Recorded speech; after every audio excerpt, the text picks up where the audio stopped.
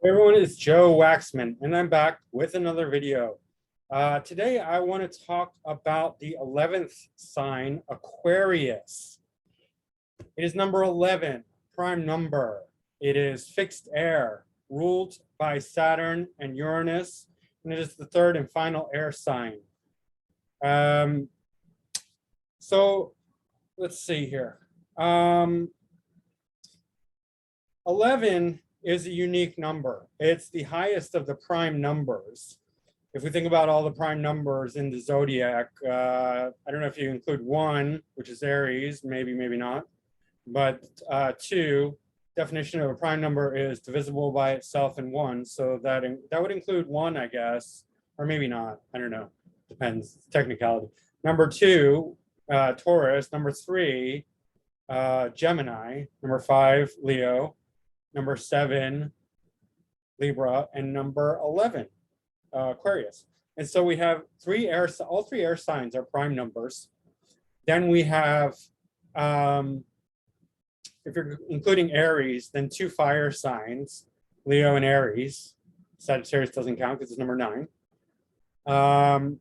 And then we have 1 earth sign, which is Taurus, and 0 water signs. Text. So that's interesting. All 3 air signs are prime, meaning that they don't break down. They don't fall down into themselves. And one of the correlations, the parallels between prime and non-prime is that the non-prime numbers, especially the water signs, which are all non-prime, we have 4, 8, and 12, they're all divisible by 2. They easily fold in on themselves. They divide among them into themselves, and that is there's a lot of parallels to the nature of water having associations with death, also secrecy and hidden things, and below the surface, the illusion that you see on the surface of water is different than what's beneath. Right, there's a lot of parallels that we can draw from that versus the prime air signs. Air signs are prime, all of them, 3, 7, and 11. And because of the relationship between intellect and logic and air, I think that's where it really comes together. Why? Because with logic, we really have something that comes together, that holds itself together. For instance, in philosophy, you can argue about anything you want. And if you get into emotions, you can just always justify emotions. But with logic, there's only certain things that work, right? Like 2 + 2 always equals 4. Mathematics is very exact. It either works or it doesn't, right? And this is that's having to do with the nature of logic, right? There's a million ways that you can get a car engine to not work, and you won't get to where you're going. It just won't work. There's only a few ways it will work, right? And that has to do with the fact that logic is about things either working or not working, right? Either it is or it isn't. It's very straightforward and factual and rigid in that way, right? There's not a lot of wiggle room, whereas like in philosophy and emotions and all the watery things, and there's a million ways that it can work. It's all perspective, all just how you can make it fit whatever you want it to. But with logic, and I think that has to do with the nature of air signs, of being very logical, that they're prime, their thought structure, the logic, even though it's intellectual, it's non-material, it still has to fit. Right, it has to come together, right? It's not folding in on itself. It's prime. It's substantial. Even though air is non-substantial thing, the essence of it is something that works. Okay, so that's interesting. I mean, that's how I see it. Right, there may be other ways we can make sense of the prime significations, but this is one of the ways this is the way I'm putting it together here and now, as it makes sense to me. And I want to look at the nature of number 11 just a little bit. Let's get some visual representations of Aquarius going on. Here's an 11-sided star, right? 1, 2, 3, 4, 5, 6, 7, 8, 9, 10, 11, right? And it's not easily divisible because it's odd and it's prime. It's not divisible by anything other than 1 and 11, right? And here's another one. And these images are awesome. Like, they're super powerful. They have like they carry a certain vibration that is really, really incredibly strong, because it's a high number that's also prime. And so it's kind of got this it vibrates with the energy of brilliance. 11 is a number of brilliance. It really is. It's a number of very, very high intellectuality. Okay, we could feel that if you're sensitive and in tune to vibrations, you can feel it, because it's not divisible, it's not dividing, it's not falling into itself, it's holding itself together. And that's why something's brilliant. That's the nature of a brilliant idea. It's 1 in a million. Like, it's not brilliant if it's common, if it's everywhere, if everyone's thinking it. It's not a brilliant idea. It's only brilliant when, like, when it's so rare, when it's so nuanced, but it all works together. And that's the nature of prime. That's the nature of a prime number, right? And that's why number 11, Aquarius, is the sign that represents the brilliant invention, because it's that very high prime number, right? Out of 12, we're not going beyond 12. 13 is the higher prime number, but this is just out of 12. It's the highest prime number out of 12, number 11. So it's the number of brilliance. Okay. That's important to understand about Aquarius, the number 11. Meditate on the number 11 if you want to understand Aquarius. 11 out of 12. Okay. It's also ruled by Saturn and Uranus together.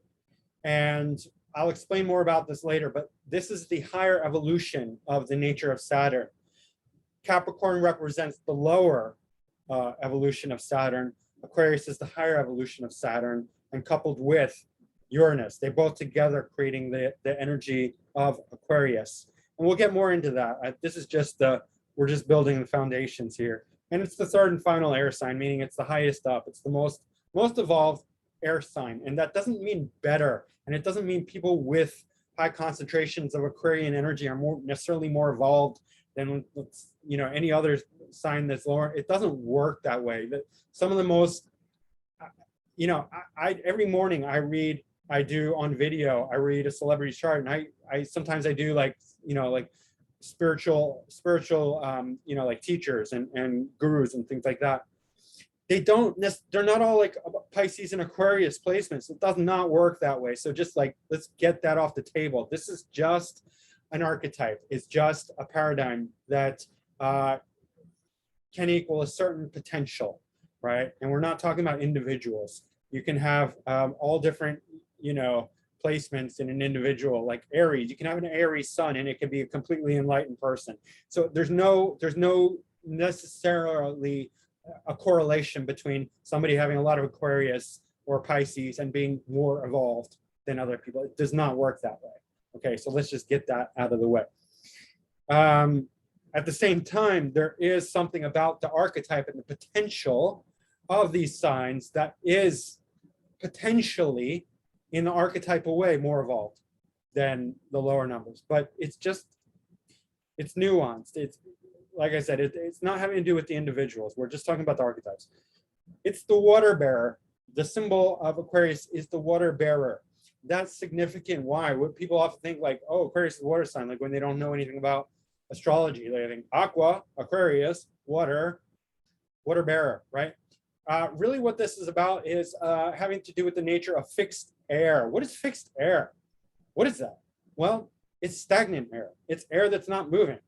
And one of the most amazing things, I actually don't know what this bridge is. I don't think it's like San Francisco. It's not like the Golden Gate Bridge, although I have no idea. Maybe it is. I don't know. But when I went to first time I went to California, I drove into California when I was in my 20s, drove west because I wanted to check it out. And I noticed there was all this fog. The clouds were so low everywhere, and it was like weird for me. And I was like, and then I went to stay with a friend, and I was like, yo, what's up with San Francisco? It's like the sky is so low that the clouds are everywhere. And they're like, oh yeah, we call it, I forget what they call it, fog or smog or whatever. But that's fixed air. It's stagnant air. And with stagnant air, you have clouds, right? And what happens with the clouds? Well, they're gathering water. And what do clouds do? Well, they rain, right? And what is after Aquarius? Pisces, right? So Aquarius is holding the water for Pisces. Aquarius is clouds. Aquarius is the potential for a storm. And what happens in storms? Lightning. Lightning strikes in storms, in fixed air. What's the co-ruler of Aquarius? Uranus. What does Uranus represent? Lightning bolts. And that is the symbol of brilliance. So this is it all, it's all comes together in Aquarius. Like it fits, like fixed air is clouds, and that holds storms and lightning bolts and water coming down. And so that's where Aquarius gets its Uranian brilliant nature. That's why Uranus fits so well into Aquarius, because of that fixed air quality that is gathering clouds, and gathering clouds is gathering water. And where there's water, there's storms. Where there's water and clouds gathering, there's storms, and there's thunder and lightning. And that's why Uranus gets these brilliant inventions, these brilliant insights, and their mind gets like way out of like touching like other realms and inventiveness and like creative thinking, right? Aquarius is one of the most creative signs, but it's intellectually creative. It's all about the mind, you know, connecting with the etheric realms, right? It's just like the lightning bolts. And I have Uranus on the ascendant in Scorpio, so I understand. But by the way, Uranus on the ascendant is not like an Aquarius ascendant, and like every time like I hear like the equivalence of like Pluto on the ascendant or Scorpio rising, I'm like, no. I know. I mean, it's obvious why they're making that connection, but it's different. It's so different. It's totally different. So I don't like that, and I think it's lazy, and I think astrologers should stop doing that. That's just what I think. I think they're stupid and lazy for doing that. So and it's cookie cutter, and it's bad astrology. So anytime you see that, that's just not a good astrologer, in my opinion. So all the real astrologers do not do that. All the good astrologers, they do not just lump signs and houses together, because it's you know, yeah, there's 12 archetypes, but there's nuances, and they separate for good reason. But that's another story. So yeah, Aquarius is the water bearer, and that relates to the fixed air, the clouds, and the lightning, and the water flowing into Pisces, right? Because the water always, the signs are not isolated or fixed in themselves, and they're not unto themselves. They're all a part of a whole flow, right? They each feed into the next sign and are supported by the previous sign. So Aquarius is a rebellious sign. It has an independence of mind, the intellect. They don't follow.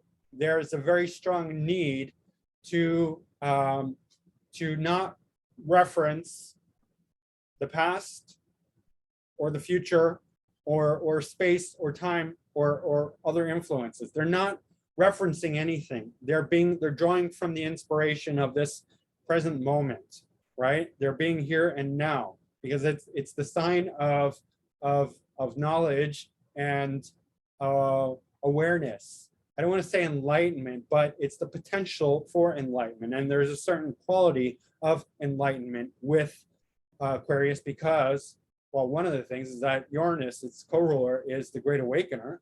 So there is this very high potential of awareness. in Aquarius, and that, naturally that's rebellion. There's rebellion in there, built in, inherent with the enlightened mind, because it's not like it's trying to rebel. It's just that it's not referencing cultural conditioning. It's not culturally conditioned, and therefore it acts rebellious. It appears rebellious because it's just not doing what everyone else is doing, which is being culturally conditioned. If everyone is conditioned to act a certain way, and then you have a free person who's not culturally conditioned, a person who's awake and aware and enlightened, they're going to act like a rebel. They're going to appear like a rebel because they're just they're being natural, and they're not following in line with the cultural conditioning. So that's very much having to do with the nature of Aquarius. It's not referencing the cultural conditions and the influences of the past or of society in general, right? Falling in line and just doing what everyone else is doing is the opposite of Aquarius. It's the opposite of being awake and aware. It's being deep asleep, right? It's being totally conditioned, okay? So along with that comes independence. Highly independent, Aquarius. They are ideologues. They follow their ideas. And we'll get even deeper into this. We'll look at it from a much deeper angle when we get to the chart. But they follow their ideas, and they're fixed. They're very stubborn. They're fixed air, so fixed ideas. They can put their ideas above their own well-being. Sometimes they're martyrs, not for like some compassionate thing, but for an idea, right? For a concept. They believe in a concept, and then they follow it even to their death, or at least to their detriment, right? Highly intellectual and intellectually creative. It's a very creative sign because of its the ability for it to be independent in thought, to not follow cultural conditioning. And that's not to say that people with tons of Aquarius placements can't be deeply asleep and deeply culturally conditioned. We're talking about, again, the archetype, the potential here in Aquarius. And so, yeah, and with that intellectual creativity comes inventiveness. That's that Uranian bolt of lightning coming down from those thunder clouds, right? Idea, like, you know, that GIF, you know, where they got mind, the guy's mind is blown. That's the Uranian Aquarian archetype, right? Just the lightning strikes and their mind goes. It's the aha moment, right? And Aquarius can be very scientific because they're so intellectual, and they got the Saturn in there as well. That makes them very, they can be very, you know, hardworking and focused. Aquarius can be very strange and very weird. And a lot of times you'll see Aquarius placements in comedians, right? They'll have like Jupiter in Aquarius, that's a classic one, or Venus or Mercury in Aquarius, some combination of those. And that gives them the funny bone, because it's just, Aquarius is just so absurd. It can be so weird. Again, because when you're not referencing anything, anywhere, no reference at all, it's just like it's just complete creativity, and it's just like just the most absurd thing. It's just completely absurd out of the blue, and it can often be so absurd it's hilarious, because when things are absurd, it just strikes us. It hits us in our funny bone, and we're like, ha, ha, ha. You know, it's like it has that quality of just being like completely absurd, completely out of the box, right? They can have their head in the clouds, literally. Like they can just be like, at times they can be very spaced out, very just overly intellectual, overly conceptual. Their heads way up in the clouds, way out of, you know. They can be incredibly smart, incredibly scientific and realistic in one way, and other ways, and certainly different Aquarians are different. But I've met some Aquarians who are just like crazy. They're insane. They're just literally insane. They are so far out there in the clouds that they just like come off as completely insane. And when you hear them talking, it's like, wow, like I'm just completely lost. I mean, I see some like certain like resemblance of like brilliance in there, but I just can't even, it's just like too far gone. They're just too far up in the clouds, right? they can be very concerned with society, because here's the evolution of Saturn, where I don't want to go too far into this right now because it'll spoil it, you know, because I have some things I want to talk about later.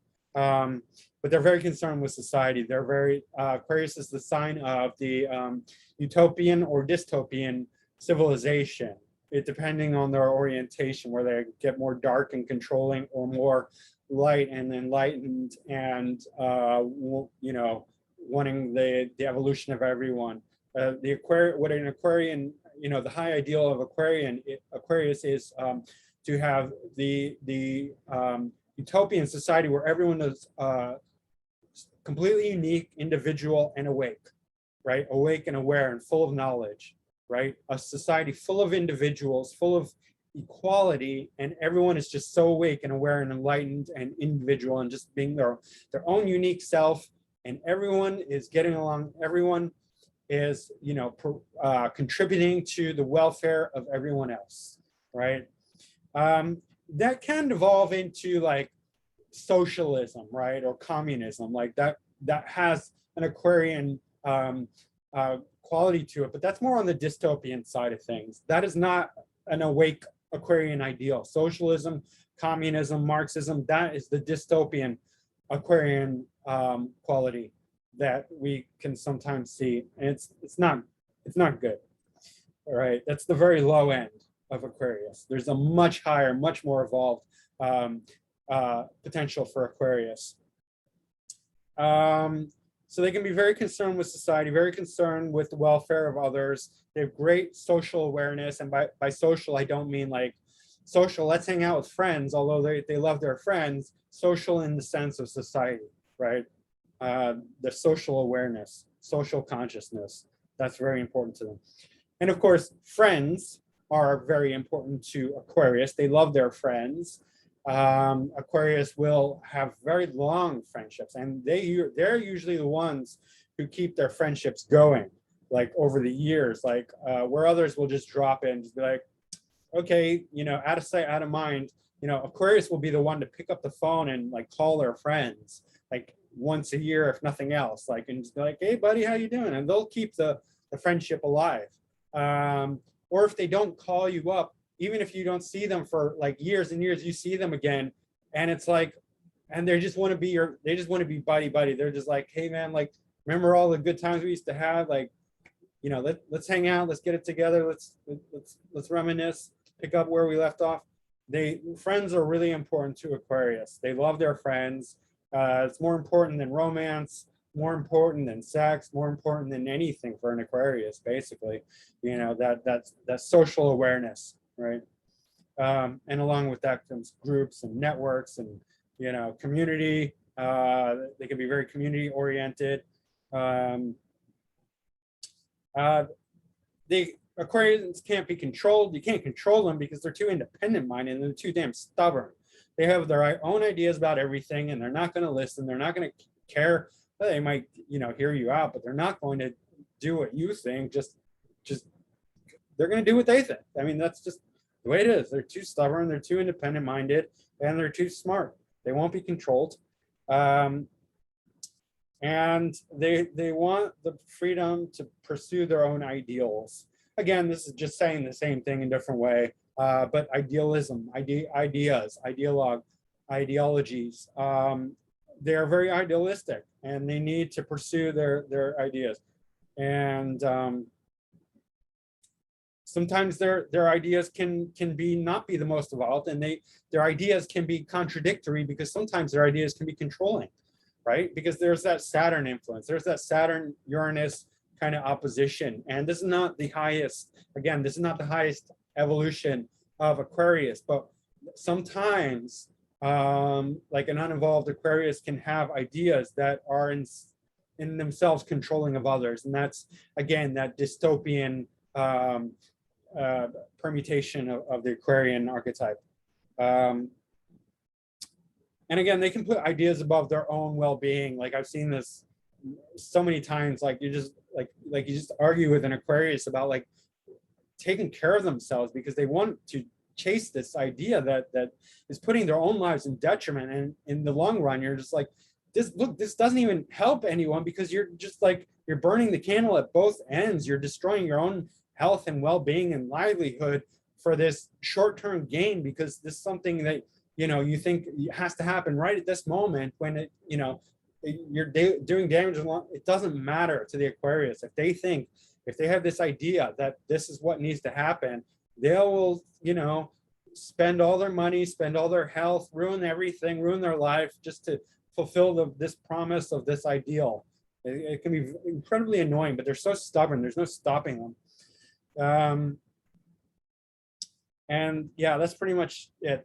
They're so headstrong. Their belief systems, their ideas, their ideologies lead the way with Aquarius. And it can be wonderful. It can be very inspiring. It could also be infuriating if you're watching them do it. If you're their friend and you're watching them destroy their life or part of their life, or, you know, like doing damage to themselves, ruining their long-term chances of success over some idiotic, what appears idiotic to me, like, or you know, short-term idea. So anyway, like that. Let's look at the Aquarius chart to dig deeper into the Aquarian mystery.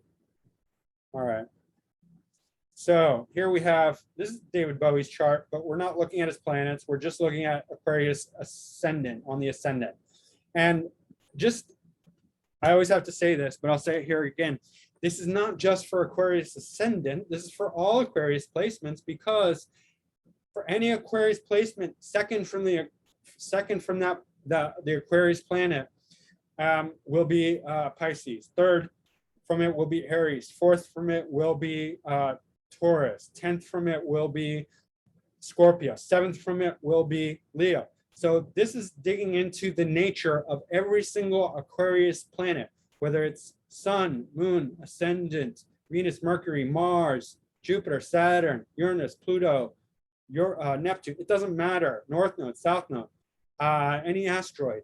It always has the same nature that I'm about to describe, because you can put it at you can make a chart out of that planet, whatever it is, and you'll have these same placements that we have here.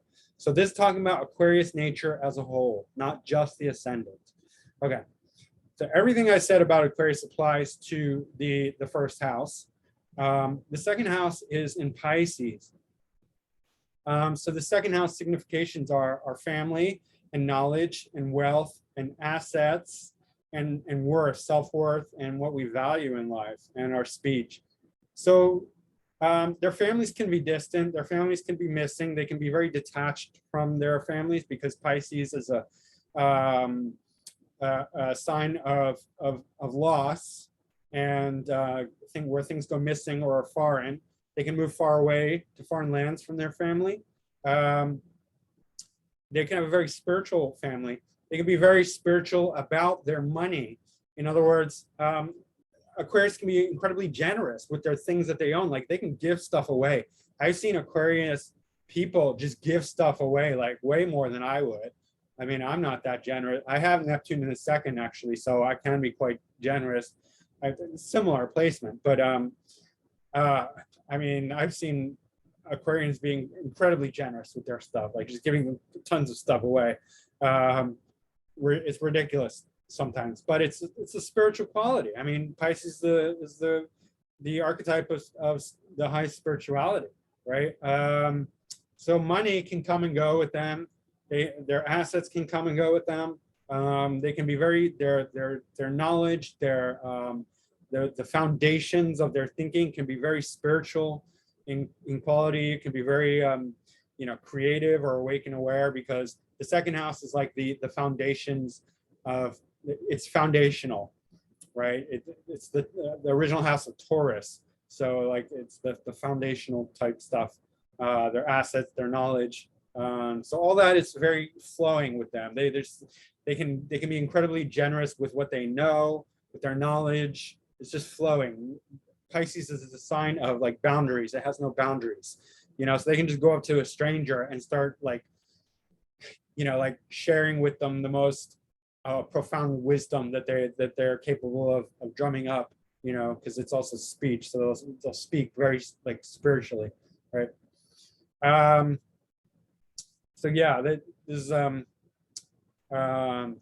coming a magical placement where everything comes and goes magically.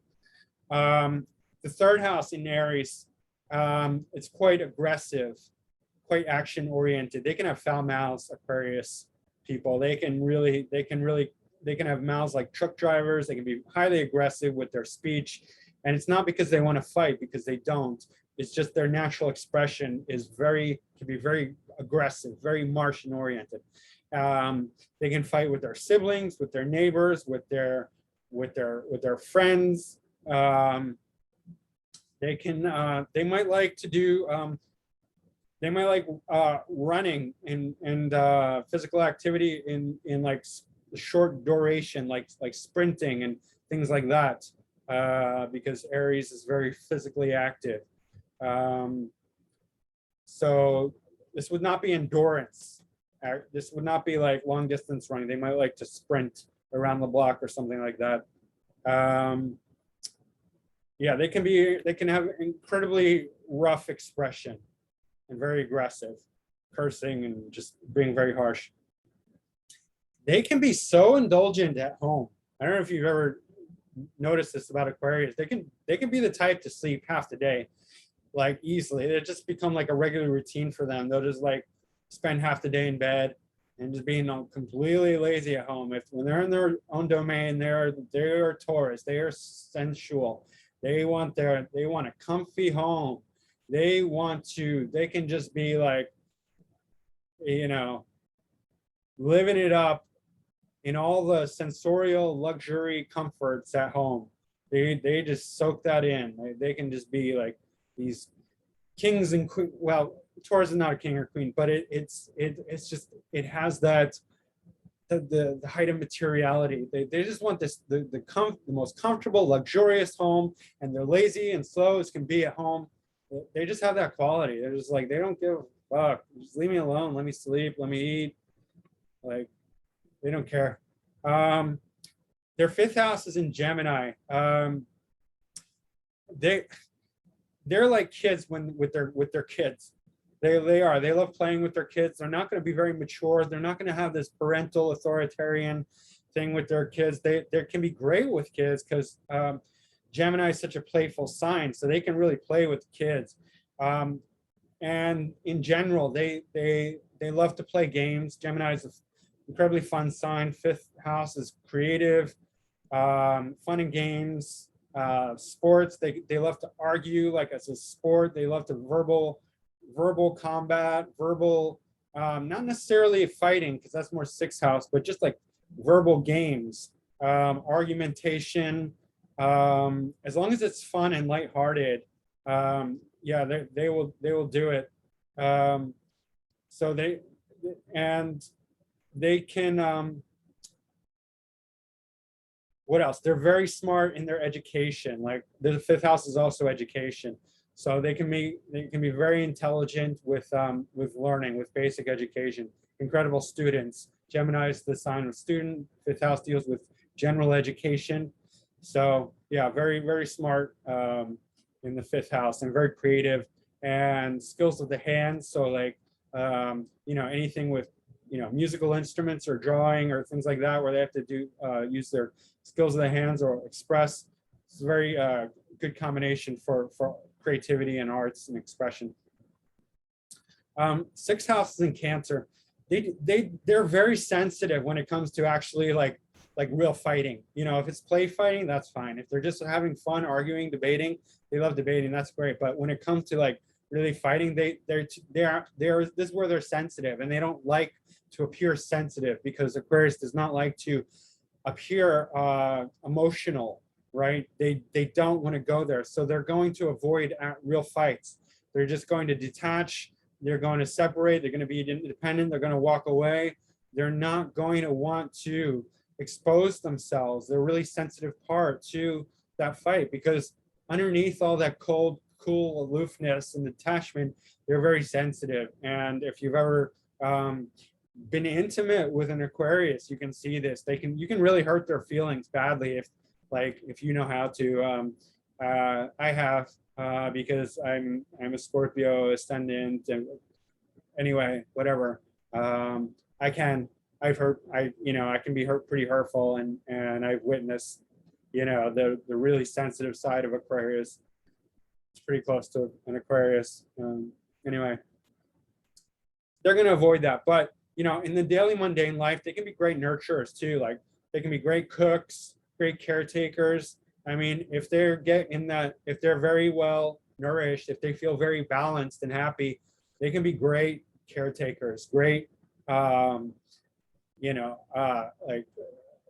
nourishers, motherly types, to people they care about. Seventh house is in Leo.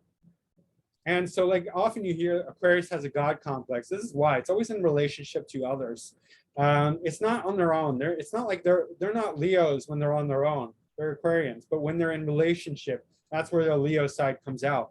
And that's why they always have this God complex when they're in relationship. And they need relationship. They need a lot of attention in relationships. Whenever, it's like, whether it's just like, a friendship or a partnership or a romantic partnership, whatever. They need all kinds of relationships. And seventh house is the house of general relationships, whether it's one-on-one or the masses. And they can be very famous too, like with singing or performing. They can do great because of this Leo seventh house. They can perform on stage. They have this natural, magnetism, this Leo sunshine, that lights up the stage and just naturally performs. Gains recognition, singing and speaking and performing. That's all very natural for them. They love it. They love the attention. They love the ego quality that Leo has in that whole thing. And yeah, in relationship, whenever and it's always like when you're interacting with an Aquarius, that's always bringing out the seventh house. So they always have that you're always getting that Leo. When they're on their own, it's not like that. When they're just on their own, they don't have that Leo ego. It's only when they're with others. Virgo is in the 8th house, and here they're very intellectually sharp. This is very calculating. 8th house already is like the house of secrets and like even like paranoia and like conspiracy theory, and like with this Aquarius, like the secrets and occult and sorry, I said Aquarius. With Virgo here, it's so sharp, so analytical, so calculating. They can be real strategists. They can be they can be great at understanding the occult. But if they're paranoid and they're like worried about something, man, they can just overthink, and they can just be like so like scared and paranoid and just like calculating, and like they can go crazy. Like they can go crazy with this 8th house Virgo. This is going to create some anxiety and uptightness about intimacy and sexuality. It can be hard for them to open up and let go of their guard. Once they do, they can be very intense lovers. This is also excellent for research and science, any academia where they have to dig deep and like uncover like all sorts of things, because Virgo just has that incredible and analytical academic mind, and 8th house is very much having to do with like research and like digging deep. So they can become like excellent scientists, excellent researchers, excellent psychologists, occultists, astrologers, medicine, because 8th house Virgo deals with health and medicine, and 8th house has to do with digging deep and surgery even. So they can be surgeons in here, or doctors, or anything like that. 9th house is in Libra, and Libra is an air sign. So the 9th house, their beliefs, their philosophy, their religion. I would not say that these are the most religious people, generally speaking. That's not to say that Aquarians can't be religious, but they're going to be more intellectual about their belief systems. They're going to believe in fairness. They're going to believe in equality. They're going to believe in justice. They're going to believe in the law, balanced law, a fair law, a law that serves the people and is equality, deals with equality. They can be lawyers here. They can be high academics because the ninth house is also the house of higher learning. So they can go to, you know, master's, PhD, all the way, you know, they can be lawyers, judges, dealing with, you know, anything having to do with fairness and balance and equality within, you know, society. That's their religion. That's their philosophy of life.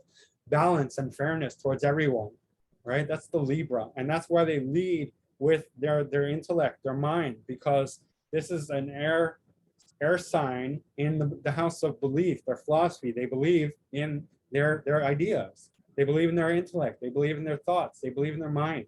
They believe in their ideologies. So that's going to lead the way. This is the house of mastery. So they're going to master the intellect, right? That's what they're after. 10th house is in Scorpio, and Scorpio is the most powerful sign. Scorpio is the sign of power and obsession, but it's also a sign of secrecy. So like they're and raw, like raw authenticity. So like in their public image, they're going to be the most raw and authentic. They're the sign that just be like, fuck everyone, like fuck everyone. I don't even give a fuck like what you think about me. Like Aquarius is the sign that most embodies the spirit of like, I don't give a fuck. I don't give a fuck what you think about me. I'm gonna do what I think is right. And fuck y'all. Fuck y'all. Like that. You know, that's Scorpio in the 10th house.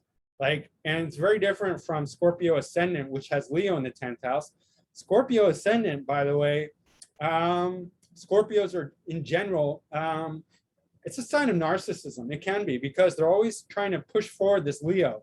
Because 10th house, you got to remember, 10th house is Capricorn's original house in the natural zodiac. It's ruled by Saturn. And Saturn is a sign that takes a lot of work and effort. So whatever we have in the 10th house is the sign that we're constantly pushing out in society. So Aquarius is always pushing this scorpionic quality. It's like the rawness, the you know, Scorpio's got that raw authenticity that they're just like, fuck off, like fuck y'all, like I don't give a fuck. Like that's Scorpio. But with Scorpio on the ascendant, then they have Leo in the 10th house. So Scorpio ascendants or Scorpios in general are pushing out into society this Leo, which is narcissism. It's the ego. That's why Scorpios can be very narcissistic. But when it's in the 10th house, they're pushing out the Scorpio front, which is that just I don't care, I'm gonna be me and fuck everyone, you know, like just this raw brutality. It's like brutally raw Scorpio, and it's powerful, and it's secretive, and it's hidden. And so like they can be natural leaders with Scorpio here because Scorpio has natural power and authority and leadership. But it can go all different ways. I mean, they could be sexual icons with Scorpio here, right? Like David Bowie, he was kind of a sexual icon, at least a fashion icon. But they can be just like, they just have this natural sense of like power and depth and authority and rawness. This is Aquarius. It's ruled by Mars. Scorpius is natural aggression, natural willpower, natural just for this power and strength that Scorpio has that they're putting out into the world.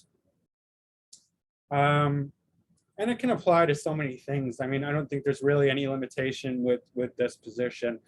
It's just that it's not concerned with appearances is the main thing. It's more hidden, it's more secretive. They are more about their ideas and philosophy, their philosophy of ideology than appearances. They're more about substance than, you know, narcissism.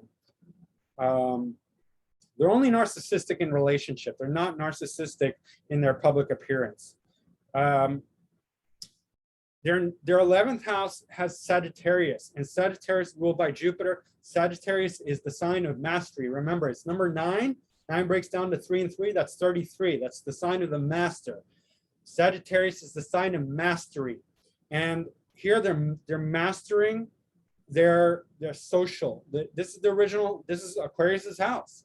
So what does Aquarius have representing its own house? Sagittarius, the master, right? Sagittarius is the sign of celebration because it's post Scorpio, and Scorpio is the war. Scorpio is the battle where we battle our lower desires, you know, sex and control and power, and like there's so much desires in Scorpio, and that's the war in Scorpio, where we're battling our own darkness, our own demons.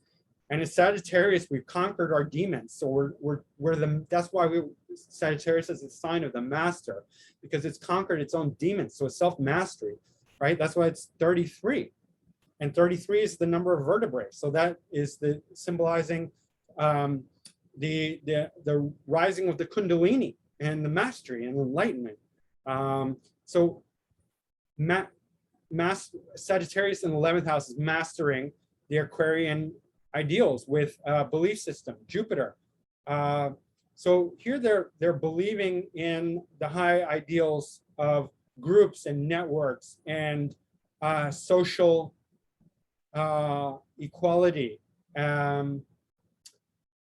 This is their own house, and so it has a parallel to the 9th house, because Sagittarius naturally rules the 9th house in the natural zodiac. So here we have the belief system of equality, and here we have believing the belief system, the mastery of 11th house group social awareness, utopian ideals. So this is I'm trying to explain as best I can. The Jupiterian belief system is really where they excel. That's where their mastery is, in the 11th house of groups, networks, friends, and hopes, wishes, dreams, and you know, thinking about society as a whole, right? They have that's what they believe in. That's their highest knowledge.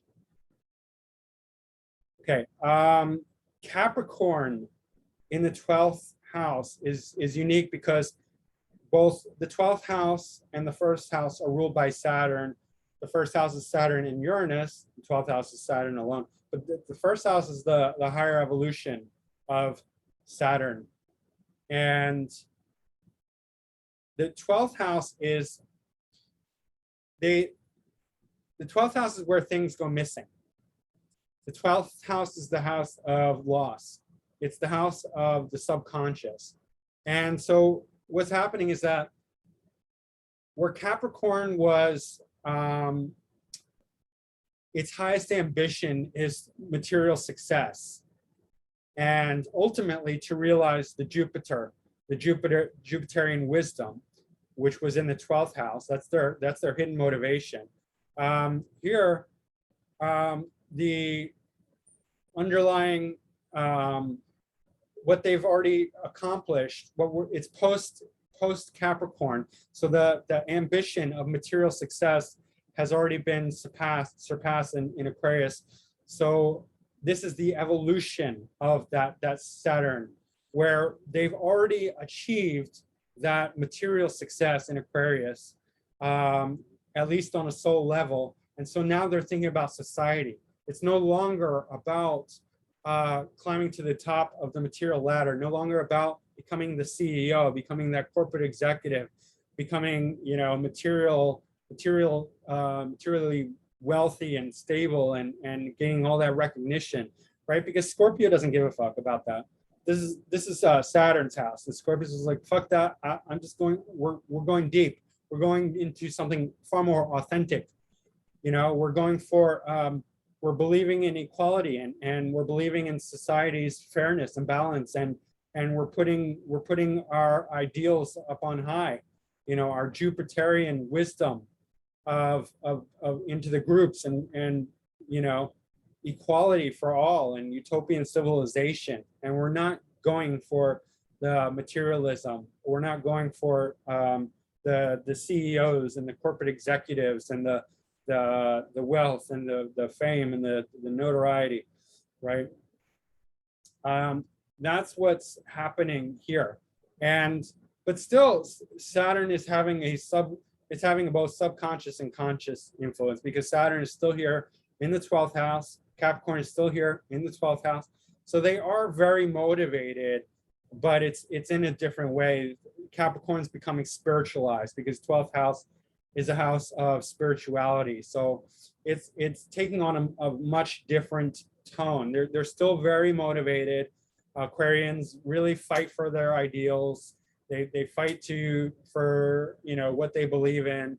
They're still very Saturnian. They're still going to work hard. But Capricorn is becoming much more spiritualized here. It's no longer overly materialistic. Jupiter is out of the 12th house. Sagittarius is out of the 12th house. It's here in the 11th house. It's becoming very conscious and becoming very, 11th house is it's the highest awake house. It's the house of knowledge, because 12th house is a house of spiritual wisdom, but also sleep. So it can go either way. 11th house is a house of total awareness. So Jupiter, Sagittarius is like becoming like so positively charged here. It's a very high placement for Sagittarius, the master, the sign of the master in the 11th house. It's a very high placement. So understand this is a much more spiritual sign. Aquarius really has a lot of spirituality to it. In its motivation, it's very high ideal, awakened awareness for all of society. It's a very high evolution archetype, because it's the 12th from the 12th. If we take the Bhava Bhavam Vedic principle, we see the true nature, an evolution of the. So like the 12th sign is Pisces, 12th from the 12th is Aquarius. So it's like the Pisces of the Pisces is Aquarius. The spirituality of the spirituality is Aquarius, right? The Pisces of the Pisces is Aquarius. 12th from the 12th is Aquarius. So it has that very high spiritual potential in Aquarius. So guys, I hope I explained it well enough. Aquarius is a fascinating sign. It's a very, very high archetype. It's the Aquarius, just to kind of summarize, is that sign of the most heightened awareness before sleep, because Pisces is sleep, and sleep is like the final return, and we're going to cover that more. It's more than just sleep, Pisces, by the way. It's not just sleep, but sleep is one of the associations with Pisces. But we don't have sleep as an association with Aquarius. With Aquarius, we have total awakeness, total awareness.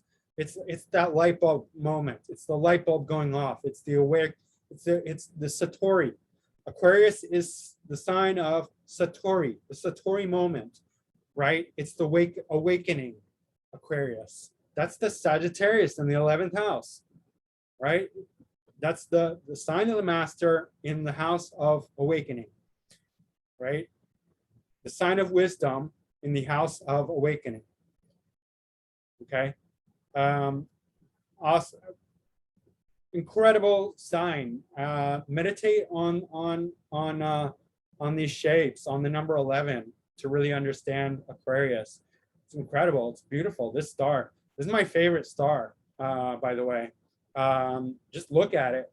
Look at the inner circle. Look at this star, 1 star, and then 2 stars, and then 3 stars.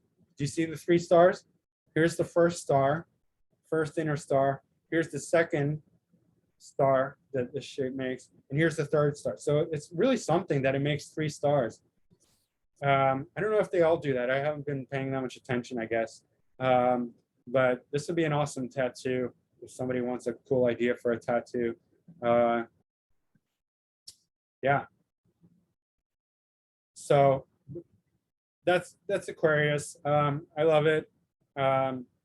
We all love it. I mean, who doesn't love Aquarius? I mean, I have Uranus on the ascendant. Aquarius, I see it's a very personal, association for me. Aquarius also has to do a lot with astrology. It would be the sign that most relates to astrology. That and Scorpio. And then if you look at the 8th house significance, the 6th, well, the 8th, 9th, 11th, those would be the houses to look for, I guess, first 2. But you'll see it there. You'll see a lot of significance there. Anyway, guys, I think I've said enough. So that's my interpretation for Aquarius. Don't forget to like, subscribe, and share if you enjoyed this content. And go to my website if you want to book a reading. That's it for now, guys. Thanks, and see you next time. All right, bye.